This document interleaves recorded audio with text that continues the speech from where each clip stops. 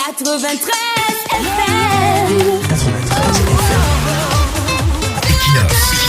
Radio. Bonjour, combien reste encore jaloux de leur honneur dans ce pays, dans notre administration, notre haute administration ou dans notre gouvernement? Combien sont vraiment jaloux de leur personnalité, de leur honneur? Combien entretiennent encore le courage de dire à un moment donné qu'on ne me fait pas ça, ça suffit, on ne me marche pas dessus? Combien? On a l'impression que nos sphères administratives et politiques, beaucoup sont prêts à tout juste parce qu'ils veulent préserver leurs petits emplois, préserver leurs petites nominations, préserver leurs petits privilèges, parfois insignifiants même. On a beaucoup plus à faire aux poltrons opportunistes prêts à se mettre à plat ventre, prêts à marcher à genoux pour sauver leur ventre, leur petit poste. Vous voyez des messieurs bien baraqués ici dehors, bien immenses, qui transpirent la haute masculinité. Vous les voyez imposants dans de jolis costumes, respectés dans leur famille, bien logés, mais derrière, vous découvrez qu'ils sont plus que des femmes quelque part. On les gronde comme des nourrissons, on les commissionne comme des petits enfants de course, ils sont traités comme des vulgaires individus quelque part, et ils acceptent cela parce qu'ils ne veulent pas perdre leur poste ou leur privilège, ou alors parce qu'ils veulent une promotion.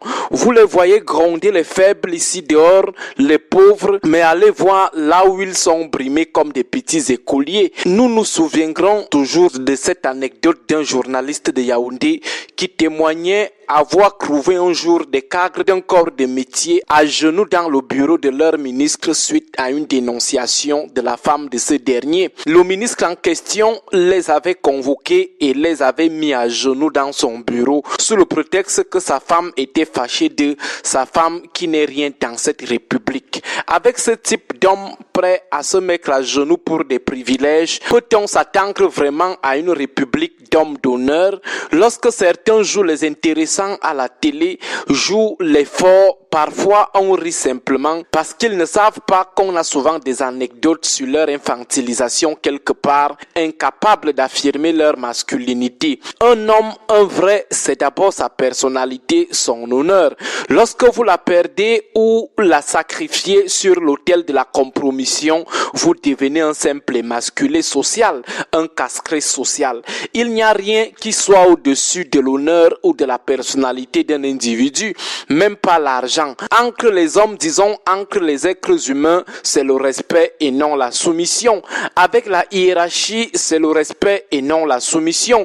Vous devez respecter la hiérarchie, mais au grand jamais, vous ne devez vous soumettre. La soumission vous met en posture d'esclave, en situation d'hypothèque de ce qui vous reste de personnalité. Même les histoires où on raconte que la femme doit être soumise, non, la femme doit plutôt respecter, c'est tout. Mais revenons au champ administratif et politique. Vous voyez quelqu'un qui a bien fait ses études se mettre complètement à plat ventre devant un individu qui tient un discours qui n'a aucun sens. Il a peur de lui dire la vérité. Il a peur de le corriger juste parce qu'il veut préserver ses privilèges.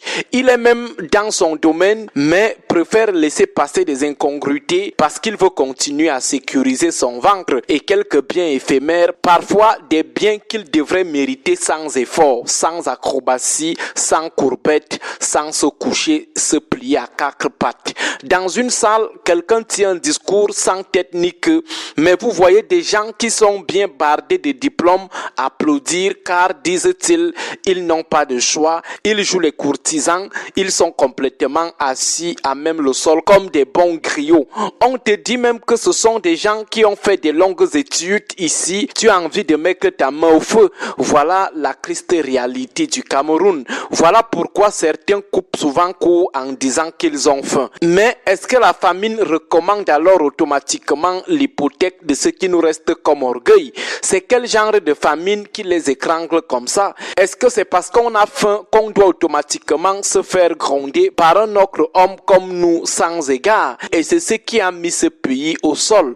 Des gens ont hypothéqué leur masculinité. On a des bénis oui, des petits servants de messe, des petits coursiers partout parce que les gens veulent aussi manger, avoir aussi des voitures et des immeubles. Ils préfèrent que d'autres hommes comme eux les mettent à genoux devant leurs femmes et enfants. Un pays de matérialistes et d'opportunistes. Chez eux, tout a un prix, y compris leur personnalité.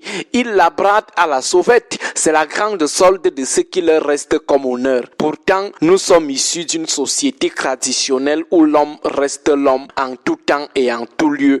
Mais on ne comprend pas comment, dans le champ administratif et politique, des gens décident de perdre, d'aliéner délibérément leur masculinité au profit de la quête et de la préservation de quelques grains de riz. Pour un petit poste, disons même pour des postes tout court, des gens se rendent à la fosse pour qu'on les vidange, pour qu'on les désubstantialise. Est-ce que c'est alors une nécessité? Apprenez à vivre avec le peu qui est à votre portée, pourvu que vous mainteniez l'intangibilité de ce que vous avez comme honneur.